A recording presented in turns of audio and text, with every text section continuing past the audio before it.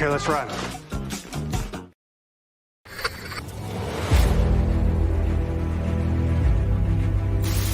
Your mission, should you choose to accept it. It's a quest. It's a quest for fun. Well, The Rock says, why don't we just cut right to the chase? Okay, now he wants to get together. Well, he wants to talk. I want you to do me a favor. I want you to tell all your friends about me. It's showtime, folks!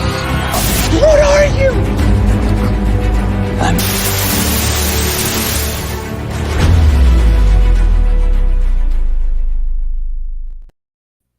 Greetings and salutations. Welcome to And I Quote, the weekly show where we introduce you to content creators of all shapes and sizes that join us from many and all corners of the nerd universe. We find out more about them by taking your questions. I am your host, Ryan of Nerd Culture, and our guest on this episode is writer and publisher of eSpeck books. Please welcome Danielle-Ackley McPhail. That is a long name, but we are happy to have her anyway. Danielle, welcome to the set. How are you? Wonderful, thank you. No, well, thank you for being with us. We do greatly appreciate it. I'm sorry, you were going to say something? I was going to say, no one will ever get confused with me. No, absolutely not. Your name is one of a kind. And why fit in when we were born to stand out, as our friendly neighborhood Dr. Seuss once said. And speaking of that, if this is your first time here, welcome. Thank you for being with us. If you have any questions for Danielle during any portion of this show, whether it's live or on the replay, let us know in the comments. Let us know in the chat. Be more than happy to hear from you. We greatly appreciate it. With that, Danielle, what would you say are some of your favorite books or writers growing up? That's really, really tough, because as soon as I was old enough to read, my mother took me to the library, got me my library card, and said, as many as you can carry. And regretted it ever since. I have to say P.C. Hodgel. I love her Godstock on Anne McCaffrey. Patricia Briggs is one of my currents. But I just love reading so much that I don't always hold on to authors and titles. I just plow through and devour them. But those are the big ones. Oh, wow, my goodness gracious. I guess your family watched an episode of that little indie show called Reading Rainbow and told you that just take a look. It's in a book. Take this library card, go to the library, just take a look. It's all in a book. You're so kind. I think I predate Reading Rainbow. That's okay. It's just a number. It's just a number. And it was one of the first pop culture references that came to my mind. So, because that's what they taught us on Reading Rainbow, is just take a look. It's in a book. And that's what you did when you were a youngin'. When you were a youngling, as they say in Star Wars. Books were an amazing babysitter. Mm-hmm. There you go. Nothing wrong with that. What would you say were some of your favorite movies or TV series growing up? And clearly we know that one of them was not in any way, shape, or form Reading Rainbow. MASH actually was my all-time favorite show. All of the old sitcoms and all the things that went into syndication, like Star Trek, and the game shows. I really liked the game shows.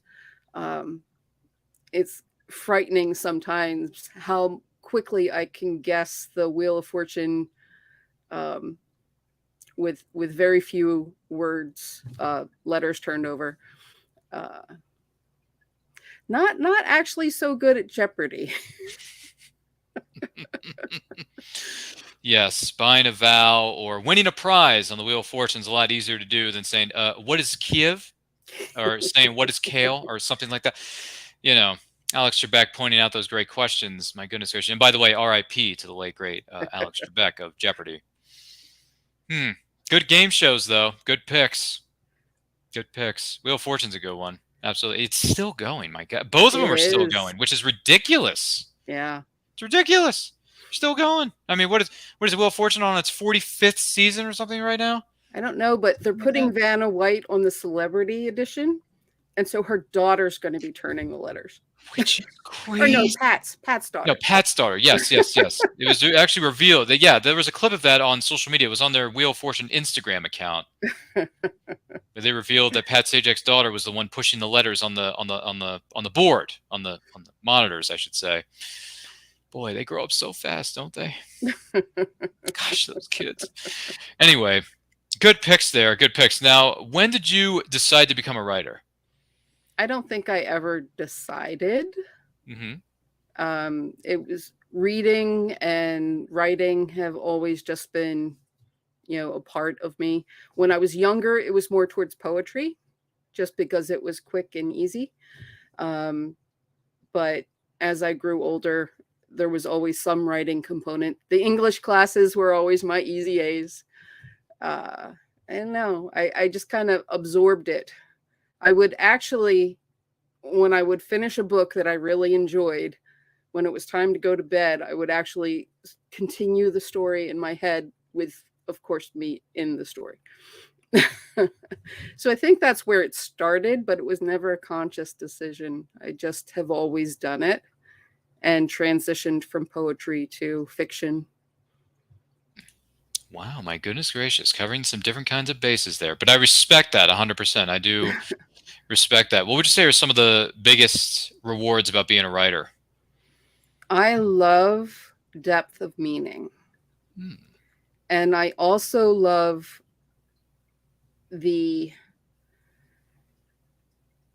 challenge of thinking of other reasons for things. When I was in high school, I had a teacher who was really big into mythology. So we did a lot of things with that. And taking a look at the existing mythology and trying to, think of another reason why that might have developed. That's always been something that has intrigued me. And so that kind of works its way into my fiction as well, even to this day. Mostly because you have mythology and lore and legend, and then you have popular culture, and they don't always mesh. And things that we assume are a part of myth and lore are really just a development introduced by popular culture. So, well, in the words of our friendly neighborhood Mr. Spock, that is fascinating. So on the other side of the fence, what do you think are the biggest challenges about being a writer? Time. That is the absolute biggest one, especially now that I am an editor and a publisher as well. The writing always kind of gets pushed to the side until I can't push it to the side anymore. So deadlines are really important now. Yep, deadlines. So finicky. They can be so like detail in your face kind of things. But goodness gracious. No, sorry. Oh no, go ahead. I'm sorry. What were you gonna say? Go ahead. The other thing would be we are hyper aware of potentially offending people. And that has had a real impact on writing, I believe. You kind of feel like you can't include some things and you have to include others, just so that some group isn't being upset that it's not there or that it is there. And sometimes it conflicts. You can't make everybody happy. Yeah, sad but true. But the positive side of it is we are talking with Danielle-Ackley McPhail on this incredible episode of And I Quote. Don't forget to like and share this with all of your closest friends. If you have any questions for her, let us know in the comments. Let us know in the chat. Be more than happy to take them. If you are watching or listening to this live or on the replay, thank you so much for being here. Do greatly appreciate it. What exactly is eSpeck Books? We are an independent press that specializes in speculative fiction. Originally, that was primarily science fiction and fantasy, but we've branched out over the years into both steampunk and horror and a little bit of nonfiction, mostly in the range of writer's guides and tools. Oh, wow. Goodness gracious. So it's kind of like Baskin Robbins. You got 31 flavors for everybody? We do have quite a bit of variety. Pretty much any level of fantasy that you can think of. And sometimes the genres get a little mashed up, but it's fun. We write what we love, and because of the way that we operate, we don't have to, we're not driven by the accounting department and marketing department. We can take a chance on things that might not find a home with a traditional press, but is unique and quality writing regardless. There you go. There you go. I respect that. I respect that. I really do. And something I'd like to share with you, as well as the person maybe listening to this. Is it Daredevils? I hope I'm saying that Daire's right. Devils. Daire's Devils. Okay, so I was thinking of that correctly. So Daire's Devils. What exactly is that? How did that all come about? So, way back before we even met, my husband Mike created a role-playing system called the Alliance Archives, because he had a bunch of friends that they all gamed together, and they weren't happy with the combat rules and the head points and the damage charts and all of that for the existing games. So they came up with this system.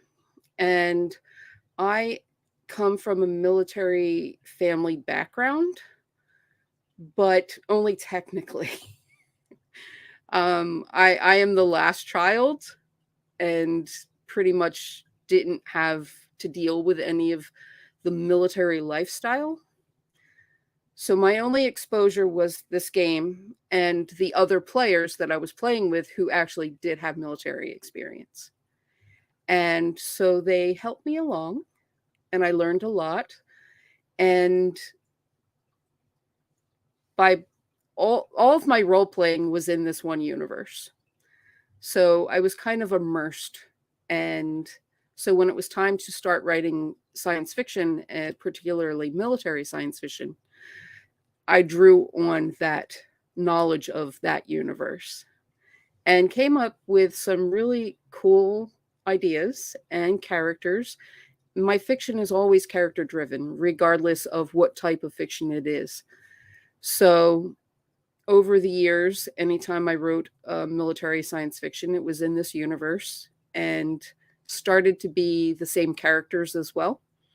There are a few outliers there, but primarily Kat and Scotch and Sergeant Daire were the focus of most of my stories. And I enjoyed working with them so much and telling their tale and their character interaction that when it was time to write a novel, that's what came. So it's action-packed, character-driven, military science fiction with just enough humor to take off the edge. There you go. Well, in the words of the television series Futurama, shut up and take my money. So that's good stuff. That is really good stuff. Well, congratulations on that. Thank you. That is some incredible stuff. Now, you mentioned something earlier about having a toolbox and all the things you need to put something together. So this one here, something known as, this isn't your average Tim the Toolman Taylor with his grateful assistant Al Borland on the hit show Tool Time, also known as Home Improvement, one of the greatest sitcoms of all time. This is the Literary Handyman Build a Book workshop. Tell us about this. So I've worked in publishing for over 35 years, and I've done virtually every job, including, I think at this point, I must have typeset well over 200 books in my experience. And one of the challenges right now is so many people are going on their own, self-publishing, or some kind of a hybrid model. And not all of them have the experience that I have and don't really understand the different parts that make up a book and where they go and why they go there and how to make their book look professional and stand out on the shelves for a good reason. And so at local conventions, I started holding Book Design 101 workshops, and I would go cover to cover and give them an understanding of what the elements were and good examples and bad examples of actual published books to see why those things are important. And eventually, especially with the shutdown, I wasn't doing conventions. So it was like, well, now's the time to put all of that workshop information and do an actual book. Well done. Thank you. It's actually the third in that series. Oh, okay. But it's the only one that is a guide. Mm-hmm. The other two books are basically short articles about the business and the craft of being a writer, whereas this is a straight up technical manual. Okay. Hence the reason it's a safe area written on the book. It's safe, guys. You can look in this book. It's fine. It's not going to bite. If you want to look for tips, tricks on what to do.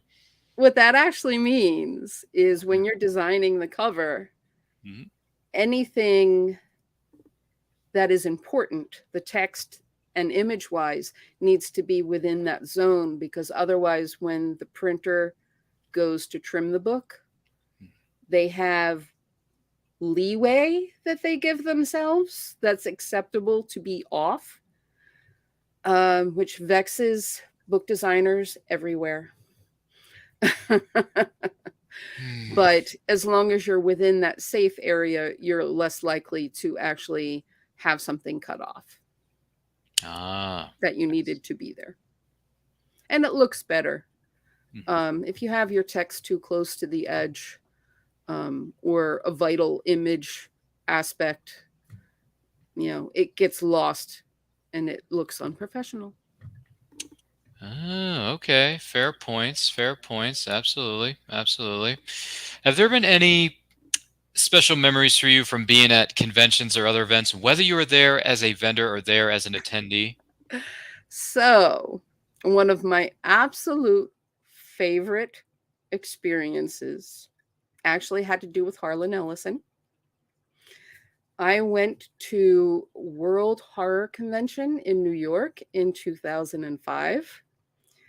And the hotel, as with most convention hotels, really bad elevator setup. And, not all working, not sufficient to the volume of people that are there. And everyone was going downstairs for the mass signing. Huge pile up in front of the elevators. And I just, and the funny thing is it's only one floor down.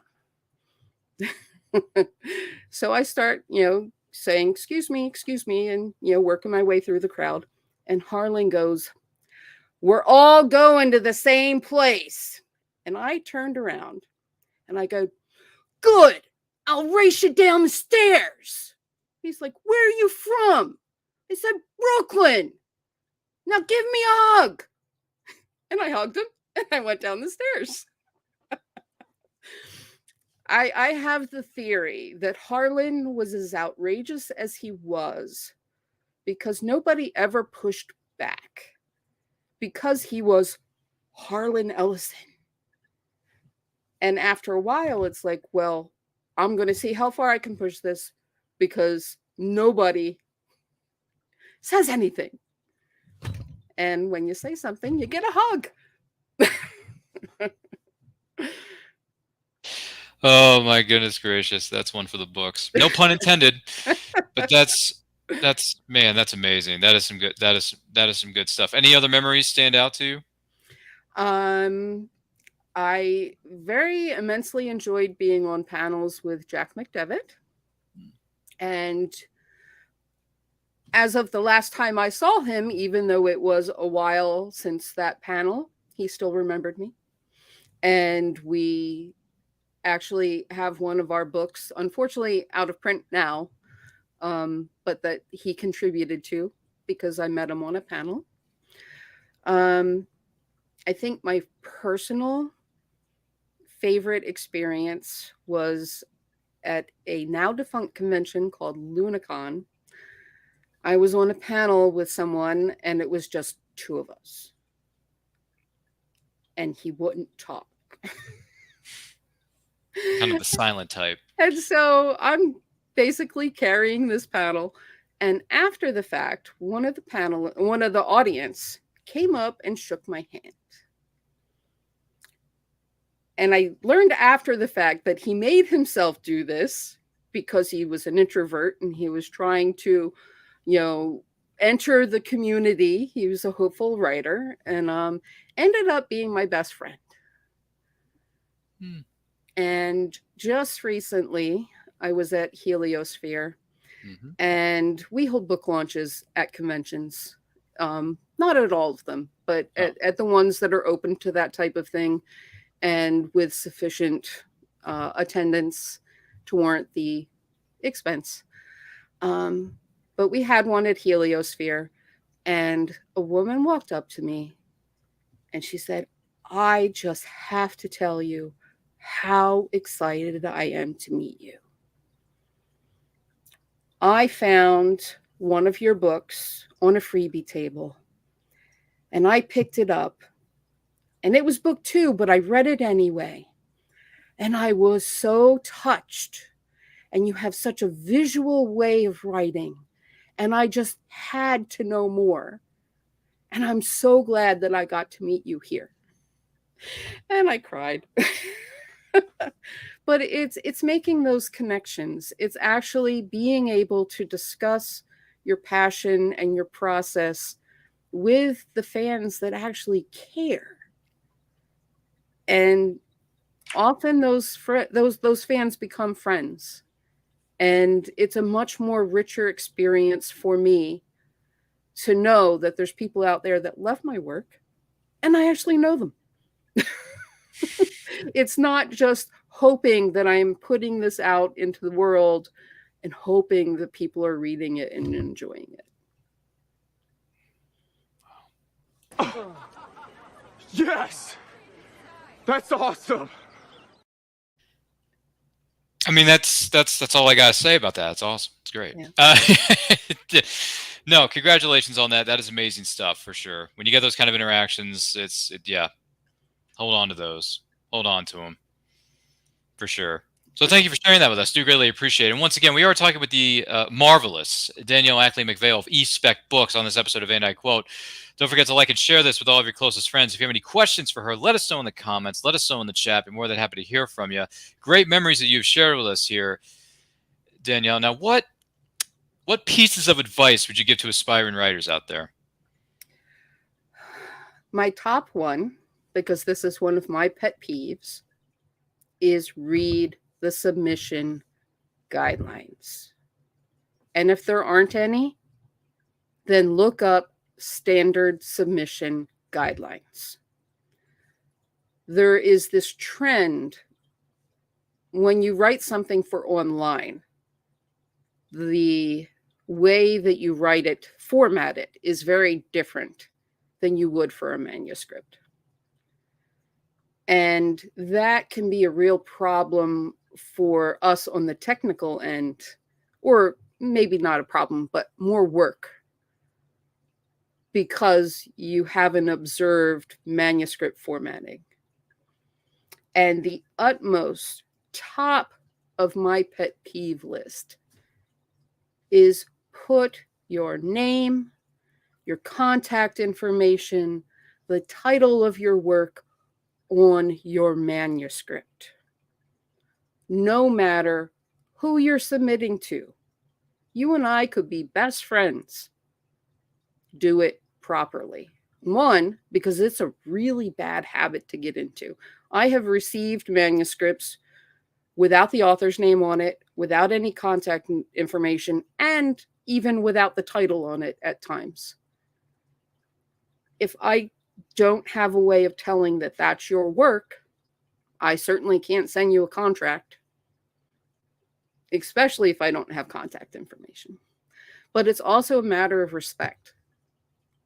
If you are going to be a professional, if you're going to make a career of being a writer, show the editor respect and do things properly. Because at a certain point, if you're not going to do it properly, I'm not even going to look. In the words of the PSAs that we used to watch when we were kids, the more you know. So there you go. You're welcome. Good stuff. Well, thank you for sharing that with us. I want to let you know that this episode of Van Dyke Quote is indeed powered by our good friends over there at Poddex. Now, Poddex are unique interview questions as well as episode starting prompts in the palm of your own hand. So whether you're a new podcaster or existing broadcaster looking to grow your audience or get more engagement, you're going to want to check out our friends over there at poddex.com. Use that code Ryan10. That's RYAN10. Ryan10 for 10% off your first order. You're not going to miss out on that. Danielle, Poddex wants to know what happened on your worst date. My worst date. Oh my gosh. Do you know how long ago that's been? 2 minutes, it could be a minute. It could be, it's been a minute. Maybe it's been 2. Maybe it's been 3. I don't know. Listen, age is just a number, but you can answer this question however you want. It's fine. Or you can pass on it too. That's fine. So I have 2 things. One, I was going to the Philadelphia Institute with a friend who wanted to be more than a friend. And he did not find out how to get there first. So we got all the way to the city and he didn't know how to get there and he got frustrated and annoyed and we turned around and went home. And then the other one, going back almost 40 years, one of the people that I went to prom with broke up with me by giving my phone number to his friend. Oh, wow. Yeah, that's low. That's wrong. But goodness. Man. Well, thank you. Thank you for. I'm sorry that happened. Don't get me wrong. Thanks for answering that question. Joe Bachman's here. He says, "Good evening, folks." Hello, Joe. Good to see you. Hope everything's well in your neck of the woods, Joe Bachman. If you have any questions for Danielle, let us know in the chat. Let us know in the comments. We're more than happy to hear from you. With that being said, what is the weirdest thing you've ever eaten? Weirdest thing I've ever eaten. Could be anything. So I recently got a meal, and I do believe, I'm only guessing because I couldn't identify what it was, but visually, I think it was like pickled kelp. Oh, wow. Okay. That's very salty, a little rubbery. You think? Wasn't bad, but it's not my go-to. That's fair. That I can definitely understand that. Speaking of strange and unusual, what's the weirdest tradition that your family has? If any. Now, see, I'm the youngest of 5. No way. And everyone is at least 5 years older than me.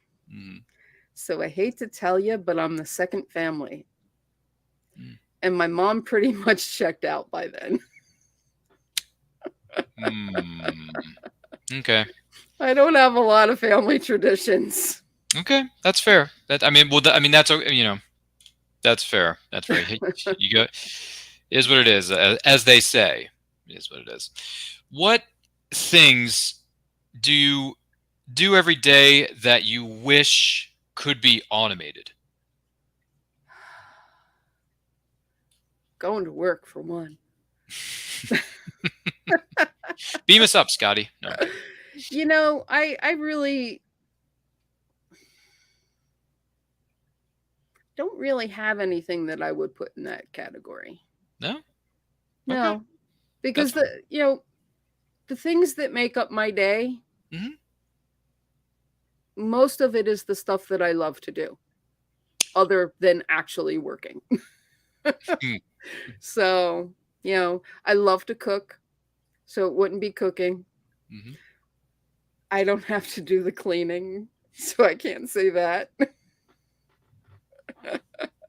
So what's left?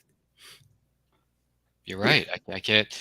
You're right. Can't really fill in that blank, but I will say this, though. Who would you most like to sit next to on a 10-hour flight, and why? Ooh. Could be anybody. I think I would like to sit next to Faith Hunter Hmm. because she just cracks me up. She is a fantastic author, and the stories that I see glimpses of on Facebook, I think we would just have a fantastic conversation, and I could just go a little fangirl. There you go. All right, that'd be interesting. That'd be interesting to see happen or have happen, I should say. What would you say are some of your favorite writers of today that are not So named Mike McPhail? I happen to have a few others. James Chambers, Above and Beyond. He is such a phenomenal writer, so diverse, so talented, very complex, thoughtful writing, and very impactful. It's not necessarily for everyone, but if you look at what he's actually doing, it's brilliant. There's maybe one thing he's written that I didn't react to that way. It's never what you expect.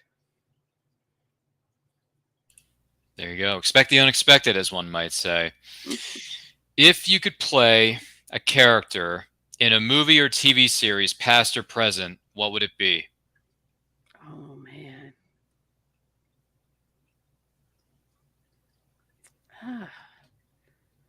It's kind of hard to separate them from the people that already did them. You know, I think actually, does it have to actually be in an existing movie? It could be, it could be past, present, or something made up. 'Cause So yeah, it doesn't have to necessarily be in existence already. I would love to be one of my own characters. Oh, would you? I would like to be Kat. I know I'm not exactly the right model for it, but that would be so much fun. Maybe Kat in the far future. When she's one of the ones in charge. Okay. Not that we're showing any bias here, but hey, take it with a grain of salt. What are you going to do? Would you rather pilot the Millennium Falcon for the rest of your life or be one of the red shirts on the Enterprise that may have a 50-50 chance of ending up alive or dead? Falcon without a doubt. Okay. It's not a hard choice there, was it? It's like either a Falcon or being on one of the Enterprise ships, but I guess the Enterprise is overrated. Maybe not for long. Yeah. So red is one of my favorite colors, but yeah, I hear in the original series they tend to end up dead a lot. Yeah. So, isn't there a T-shirt out there that says the red shirt dies first? The funny thing is I saw a cartoon recently, Kirk standing over a yellow shirt. Oh. And it says, and that was when they discovered that the alien was colorblind.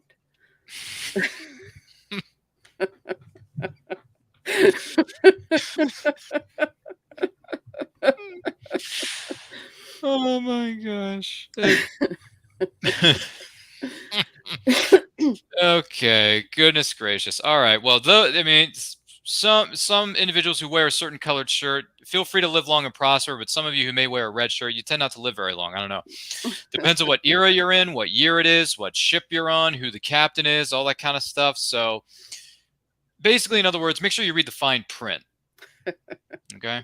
Just make sure you read the fine print. But the other thing you can do is thank our incredible guest known as Danielle-Ackley McPhail for being our guest on this episode of And I Quote. Danielle, thank you so much for being here. We greatly, greatly, greatly appreciate it. And no, we would not put you in a red shirt on the Enterprise where you have a very good shot of ending up dead, because we like you so much that we want to bring you back for a sequel. So with that being said, thank you for being here. Where can the person watching or listening to this follow you on social media and everything that you have coming up? What's on the agenda? So anywhere on social media that I happen to be is Danielle-Ackley McPhail. So it's easy to find me that way. Our website has been boiled down to eSpeckbooks.com. I haven't actually created my own space yet, but I'm getting there. And at conventions all up and down the Northeast coast. Yay. Fantastic stuff. Well, thank you so much for being here, Danielle. Do greatly appreciate it. We'll talk to you in just a moment. Before I get to that, my name is Ryan of Nerdculture. Follow me on Twitter and Instagram at RyanRPM5. Also, make sure you're following us on all forms of social media for all our latest projects, all our latest videos. Links to where you can follow myself and Danielle-Ackley McPhail are located within the description of this episode, so make sure you check that out. Also, we are this close to hitting 1,000 subscribers. Once we do, we're going to throw a great big live stream celebration with returning guests, some surprise guests, some special giveaways for you, our incredible subscribers who have been with us, whether you've been here with us since the beginning or you're just joining us. Thank you so much for being here. Charles W. Morgan says, hey, Ryan. Charles W. Morgan, good to see you, kind sir. Hope everything is well in your neck of the woods. With that being said, don't forget, I can't help it. It's one of those words. I can't help it. It's one of those things. But in the meantime, don't forget to like, comment, share, subscribe, smash that notification bell so you get notified when our new videos go up. Also, stay healthy, stay strong, stay safe, and remember, life is better when reading.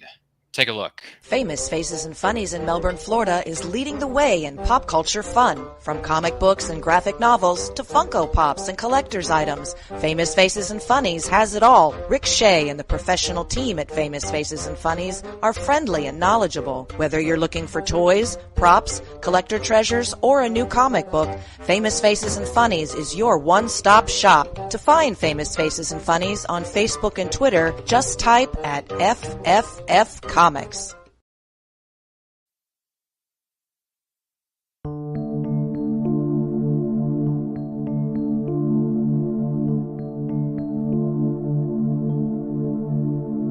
Sweet dreams they placed on me inside my mind.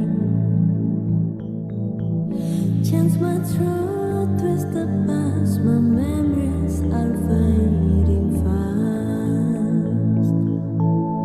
Am I still missed?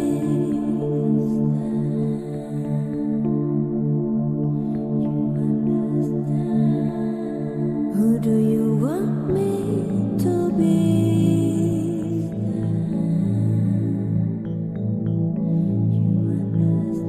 Am I still missed?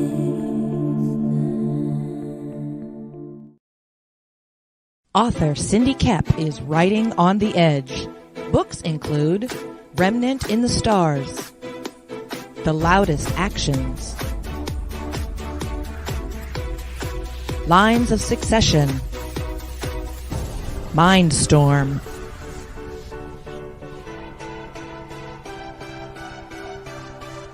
Condemned Courier, the Yerushalayim series,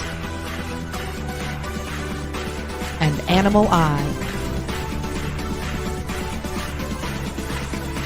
Find author Cindy Kep at CKOEPP.com today.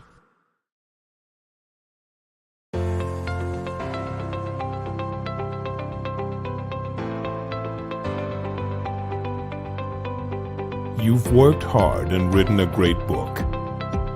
Now it's time to give it a great cover. If you're an indie author or small press publisher, Plasmafire Graphics is your source for affordable cover illustration and graphic design.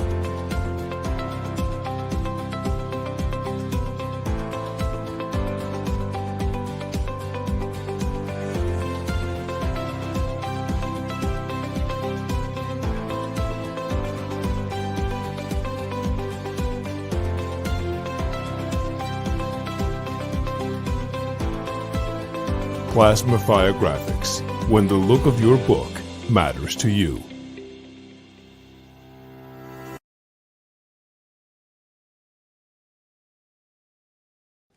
Good morning! Oh, and in case I don't see you, good afternoon, good evening, and good night.